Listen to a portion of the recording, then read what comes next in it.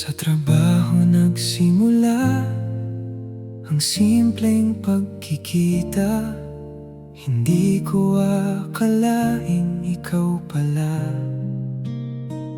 ang makakasama ko habang buhay.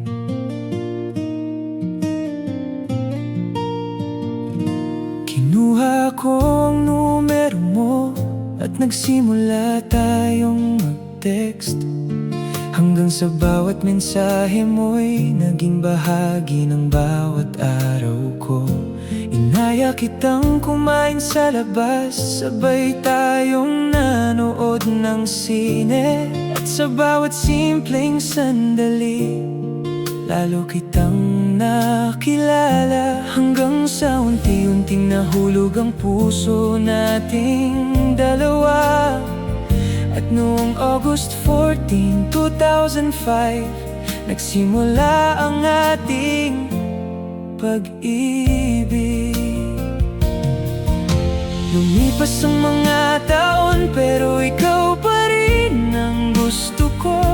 Hanggang sa August 14, 2010, sinabi mong oo. Ikaw ang pinili ng puso ko. Ikaw ang pangarap na naging totoo. Mula sa simpleng text hanggang sa ating pagsasama, ikaw ang naging tahanan at ligaya ng buhay ko. At ngayon may isang munting biyaya sa ating tabi. Masaya ako dahil ikaw ang kasama ko sa bawat sandali. Hindi man perpekto ang bawat araw na dumaraan, may mga pagsubok din tayong kailangang pagdaanan.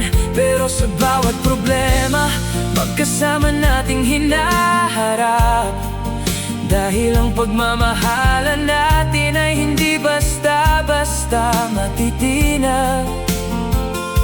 Ngayon ay may baby na tayong nagbibigay ng saya, at mas naging makulay ang mundong binuo nating dalawa. Ikaw ang pinili ng puso ko.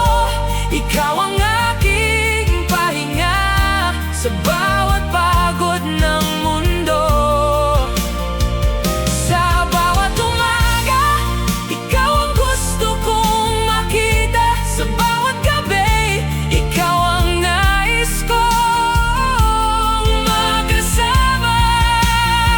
Kasama ang aking baby, kumpleto ang ating pangarap. At sa piling ninyong dalawa, wala na akong ibang hihilingin pa. Kung babalik ako sa araw na una kitang nakilala, gagawin ko pa rin ang lahat para makilala ka. Dahil bawat text, bawat date at bawat alaala ay naging daan para mabuo ang ating pamilya. Ikaw ang mahal ng puso ko. Sa lahat ng taon, ikaw pa rin ang pipiliin ko. Mula sa trabaho hanggang sa altar ng ating pangarap, ikaw ang kasama kong bumuo ng buhay na kay sarap. Sa piling mo at ng ating baby, tunay akong masaya. At habang may buhay, ikaw ang mamahalin ko ng buong buo. Ikaw ang aking kahapon, ngayon at bukas. Ikaw ang aking tahanan sa bawat bukas na darating. oras, ikaw pa rin ang